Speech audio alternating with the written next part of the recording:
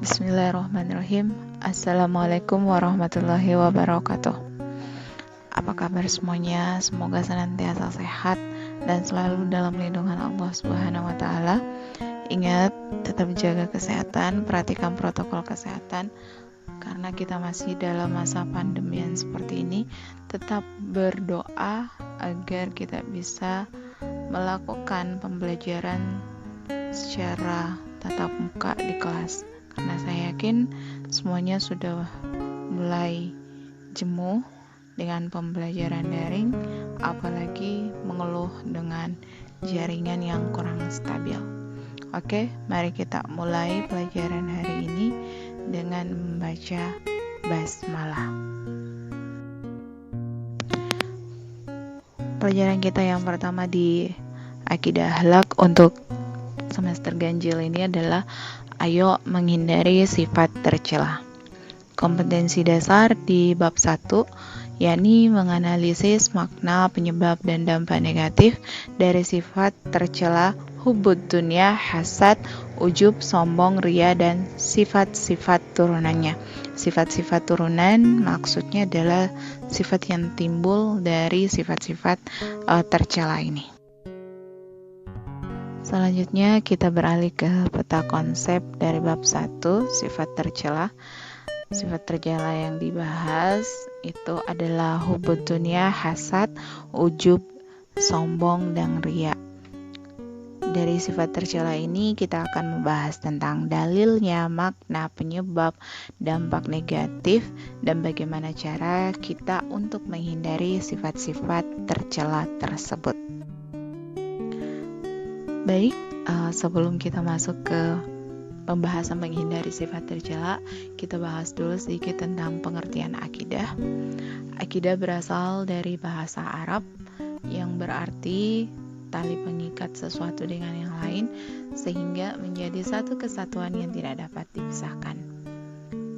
Mungkin ada juga yang biasa mendengar bahwa akidah itu berarti iman, kepercayaan, atau keyakinan. Ya, itu betul. Ini adalah pembahasan yang paling masyhur atau definisi yang paling masyhur. M. Chaltut mengatakan akidah itu adalah pondasi yang di atasnya dibangun hukum syariat. Tidak ada akidah tanpa syariat dan tidak mungkin syariat itu lahir jika tak ada akidah. Itulah yang dimaksud dengan pondasi, karena akidah itu adalah dasarnya, pondasinya, barulah terbangun yang namanya hukum syariat. Mari perhatikan gambar berikut ini. Mungkin akan lebih paham apabila kita melihat gambar berikut ini. Jadi akidah itu kan tadi sudah dijelaskan bahwa pondasi. Kita lihat akar itu diibaratkan sebagai akidah.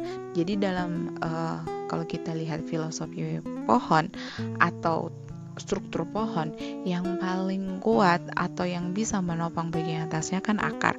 Sama halnya dengan kita manusia yang beragama, yang menopang keagamaan kita adalah akidah.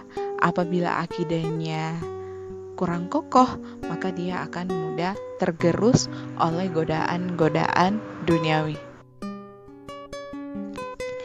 Itu tadi sedikit pengertian atau penjelasan tentang akidah. Nanti kita sambung lagi penjelasan tentang akidah dan tauhid di pertemuan berikutnya. Sekarang kita masuk ke menghindari sifat-sifat tercela. Untuk pertemuan kali ini kita akan membahas tentang hubud dunia.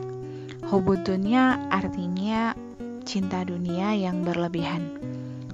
Yang dimana hubud dunia itu adalah akhlak yang tercela yang harus dihindari. Kenapa harus dihindari? Karena hubud dunia adalah penyakit yang berbahaya dan merupakan sumber kehancuran manusia karena ia dapat melemahkan iman dan menggerus keimanan seseorang. Selanjutnya kita ke dalil naqli. Dalam Quran surah Al-Hadid ayat 20, Allah berfirman, A'udzu billahi minasyaitonir rajim. A'lamu annamal hayatud dunya la'ibu wa lahu wa zinatu wa tafakhurun bainakum wa takathurun fil amwali wal aulad. Ketahuilah bahwa sesungguhnya kehidupan dunia ini hanyalah permainan dan suatu yang melalaikan, perhiasan dan bermegah-megah antara kamu, serta berbangga-banggaan tentang banyaknya harta dan anak. Kita masuk ke penyebab hubud dunia. Yang pertama itu adalah menganggap dunia sebagai tujuan utama, padahal dunia itu adalah tempat persinggahan, adalah sarana bagaimana kita mencapai kehidupan akhirat yang baik. Yang kedua, suka mengumpulkan harta dengan menghalalkan berbagai macam cara. Allah berfirman dalam Quran surah At-Takatsur ayat 1-2, A'udzubillahi minasyaitonirrajim. Bismillahirrahmanirrahim. Alhaakumut takatsur hatta zurtumul maqabir. Bermegah-megahan telah melalaikan kamu sampai kamu masuk ke dalam kubur. Yang ketiga, kikir. Ia tidak rela apabila hartanya terlepas darinya. Kemudian rakus, tamak, dan serakah. Selalu ingin mengumpulkan harta walaupun telah memiliki. Jadi tidak ada rasa puas dan tidak ada rasa syukur terhadap apa yang ia miliki. Jangan sampai ya, masih ada Qarun di zaman modern. Yang selanjutnya, dampak negatif dari berbuat hubbud dunya. Jadi ketika seorang muslim itu menjadikan dunia sebagai orientasi hidupnya, sebagai tujuan hidupnya, otomatis ia telah terjebak dalam hubbud dunya. Apa dampak negatifnya? Yang pertama, membuat lalai terhadap perintah Allah. Jadi hubbud dunya bisa membutakan kita terhadap apa kewajiban kita, apa yang diperintahkan oleh Allah terhadap kita. Yang kedua, mudah tergoyahkan imannya. Hubbud dunya atau mencintai dunia itu mampu membuat iman itu tergoyah dan tergerus, karena dunia itu penuh dengan godaan dan bisikan-bisikan. Yang ketiga, sebagai sumber penyakit. Penyakit apa yang bisa muncul? Misalnya penyakit tamak, rakus, pamer, dengki, dan masih banyak lagi penyakit-penyakit tercela yang merupakan turunan dari hubbud dunia ini. Terus, menghalalkan segala cara.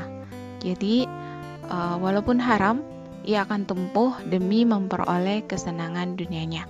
Na'udzubillahi min dzalik.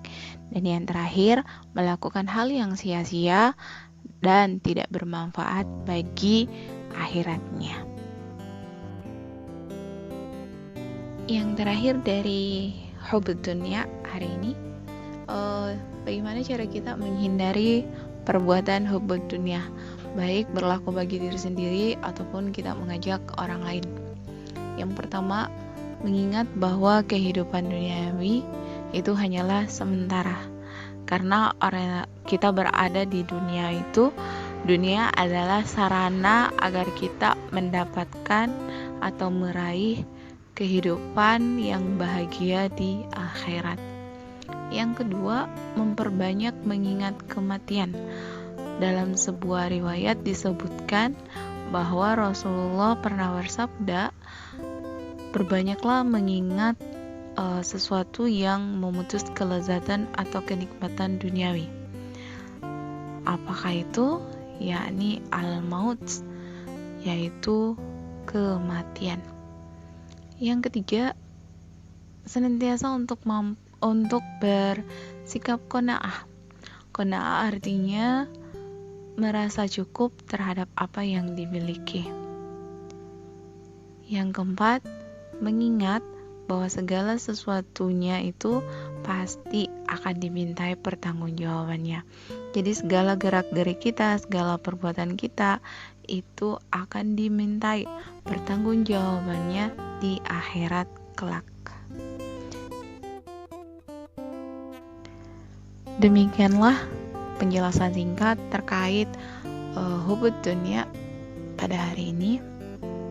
Bagi yang punya pertanyaan Silakan cantumkan atau menuliskan pertanyaannya di grup kelas masing-masing, grup mata pelajaran akidah masing-masing. Insya Allah akan saya jawab satu-satu.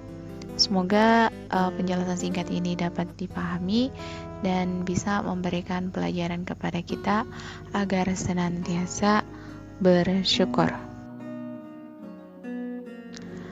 Akhir kata, pilihlah akhirat dan yakin bahwa dunia akan mengikuti kita sebagaimana bayangan mengikuti kita. Tetap stay at home, jaga kesehatan. Barakallahu fikum. Assalamualaikum warahmatullahi wabarakatuh.